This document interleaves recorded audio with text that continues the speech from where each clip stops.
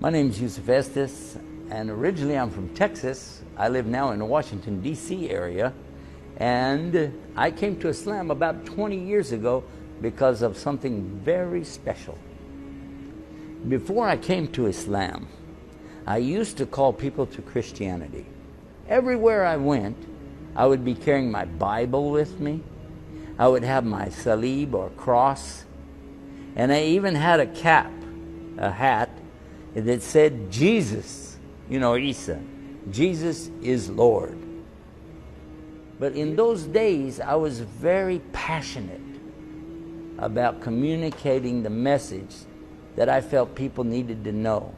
A message about love, a message about peace, and a message about being a good person, so that when the last day comes, the Yawm al-Akhir, that we'd be prepared for that. The daily life that I had before coming to Islam was filled with two things: working hard to make business, make money, tijara, and working hard to tell people about Jesus and the message of peace. It surprised me to find out that in Islam I could work more and communicate more, that's for sure. Before I met the person that helped me to know more about Islam, I used to have a very bad picture about Islam and Muslims. In fact, I was so afraid to even meet a Muslim that when my father told me we'd be doing business with a Muslim, I said, no way. No, these guys, Muslims, they are terrorists, they are hijackers, they are kidnappers, and they don't believe in God. In fact, they're worshiping a black box in the desert, and they kiss the ground 5 times a day. That was the way I understood Islam. A very bad opinion, and a bad idea of how they treated women and how they treated children. I thought that really it was almost like they want to put everybody in prison. This was the idea that I had.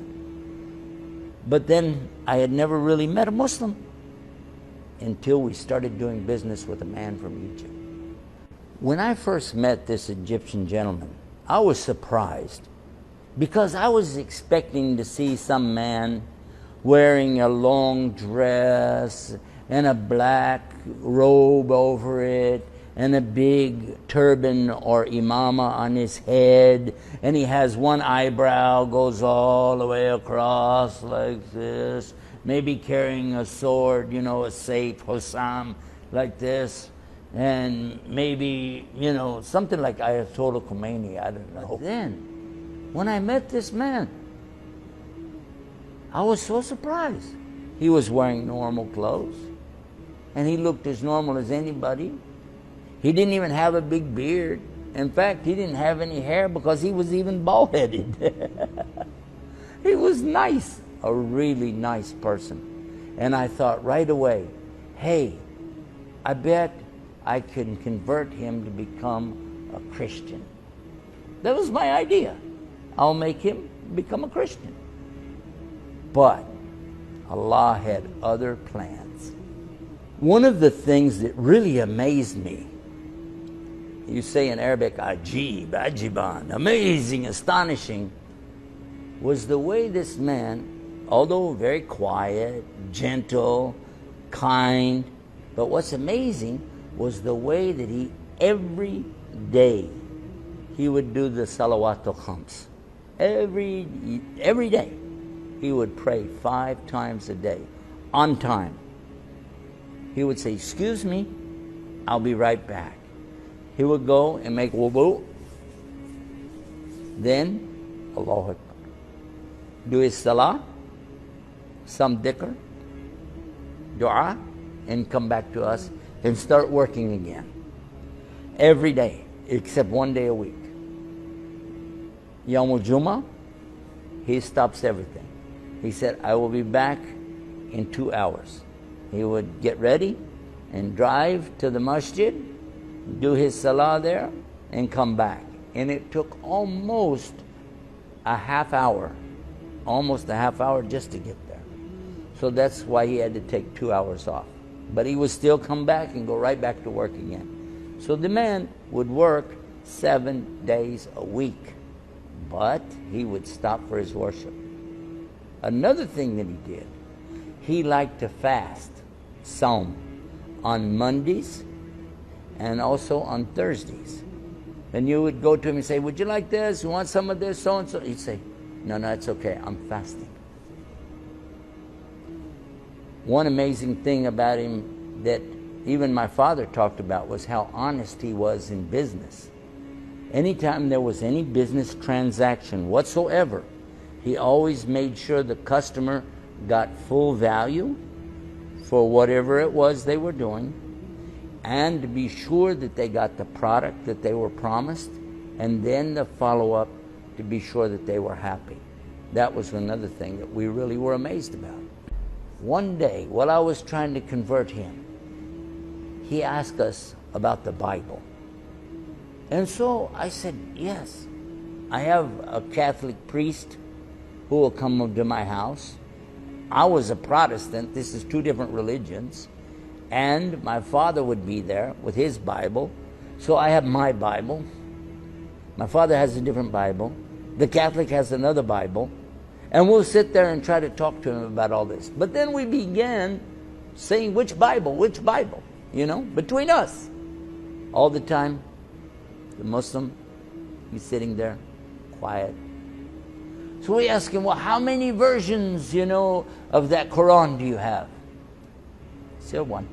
Just one. And it's still in Arabic. The way it came, it's perfect, nothing's missing. No words are missing. No pages are missing. Not even a dot is missing. So then we had another idea. Let's talk to him about God. But when we started to talk about God, he said, can you explain Trinity? Well, we try to explain how three could be one. We get many examples, but none of them really hold up very good. Do you know that when we ask him, what do you guys say about God? He said, well, it's pretty simple. And he said what Allah said in the Quran, A'udhu billahi minash shaitanir rajim, Bismillahir Rahmanir Rahim, Qul huwa Allahu ahad, Allahu samad, lam yalid wa lam yulad, wa lam yakul lahu kufuwan ahad. And do you know, his argument was so strong, we just sat there like this. No expression. Imagine what a beautiful meaning this has when somebody knows. When they really know Allah, He is Ahad, unique, one, no partners. And He takes care of everything. And He has no father, He has no sons, He has no relatives, no daughters, no cousins, no uncles. And He is not like anything. He is Ahad, unique. Amazing. Many people ask me, how did you feel about being a Christian? What was it like to be a Christian? Did you ever have any doubts about Christianity? Well, actually, at one point in my life, I was so involved in Christianity, believing in it, that I thought it was everything, until I began to find mistakes in the Bible. Serious mistakes in the Bible. And then it made me begin to doubt. Not doubt about God, no, but to doubt about the Bible. And what about Christianity? Some of the things that we think about when we talk about this subject is, why is it called Christianity? Because if it's called Christianity, it means you have to follow Jesus, Christ. But what about all the people before that? They couldn't have known about Him because He wasn't here. What about Adam, Abraham, Moses, David, Suleiman, all the prophets? And then what about Jesus Himself? Did He say, I'm a Christian? Actually, I found in the Bible, it says that they were never called Christians until they took their message to Antioch. Long after Jesus was gone, long after Paul came into the religion and started changing things. Even then he said, we were never called Christians until after Antioch. Then I started thinking, if the name is not right, the book has some mistakes, I don't know. But when I looked at other options, other religions, I wasn't very impressed. I really wasn't. And I had not really heard anything about Islam. And I never met any Muslims. Not until my Egyptian friend. But then I began to observe some things that really made me see a beautiful connection. One of the things that my Egyptian friend told me is that we Muslims believe in Jesus. I said, what? Because I know Jewish, you know, the Yahudi, they believe in Adam and Abraham and Isaac, Ishaq, Ishmael. They believe in Suleiman and David and all these prophets. They believe in the Old Testament, but they do not believe in Jesus. Not as a prophet, not as a son of a God, not as a miracle worker, nothing. So how could a Muslim believe in Jesus? And he said, yes, we call him Isa. I said, okay, that's all right. It's similar to Jewish, Yeshua, Isa, Yeshua. Okay. He said, and do you know what? We know he's a miracle birth. Oh, the Immaculate Conception, mu'jiza from Allah. So, okay. And we know that he did miracles. Even when he was born, he could speak. Isa alayhi salam, he could speak when he was born. And he told the people he was a prophet. And he had a mission. I was like, really? I don't know that. And he did miracles. People that had skin disease, they were cured. People who couldn't walk, lame, they were cured. People that were blind, and they were cured. Even a dead man was brought back to life. Story is in the Bible, Lazarus, but you're telling me a Muslim believes this? Huh? I said, yeah. I said, okay, well, what do you believe about Jesus? We say he's the Son of God. What do you say? He said, we say he's the Son of Mary. Oh yeah, that makes sense. He is the Son of Mary. He said, this way we don't have to try to resolve the issue of Son of God. Ibn Allah, a'udhu billah, astaghfirullah. Allah has a son, a'udhu billah. So this is where it really starts making you think. Muslims do believe so much, almost, you know, it's almost exactly, almost, but maybe a little bit different. Because when we came to the subject of Son of God, he said, no. Son of Mary, yes. Mu'jiza, yes. Even the Kalimatullah, the Word of God, the Logos. When Allah wants anything, he just says, kun fayakun. Be, and it is. And that's how he created Jesus. And I thought, oh, it's in the Bible. The Kitab al-Maqdis, that's what it says. Be, and it is. And that's how he made it. So, Maryam is the mother. God is the creator.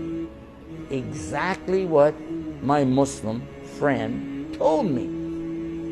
I thought, oh, if this is the case, what else do you believe? He said, we believe he's not dead. He's with Allah, and he will come in the last day. Oh my God. He said, this man is going to be easy. I can convert him right now. This is almost the same thing. But then it happened. That big event happened. But then, one night when I was really thinking about Islam so much, I found that the Catholic priest accepted Islam. The Catholic priest became Muslim. Ashhadu an la ilaha illallah, ashhadu Muhammad Rasulullah. I couldn't believe it. I started to tell my wife. Then I found that she also is interested to be a Muslim. I'm shocked. So I wanted to talk to him again, one more time. So we were walking around in the night outside our house.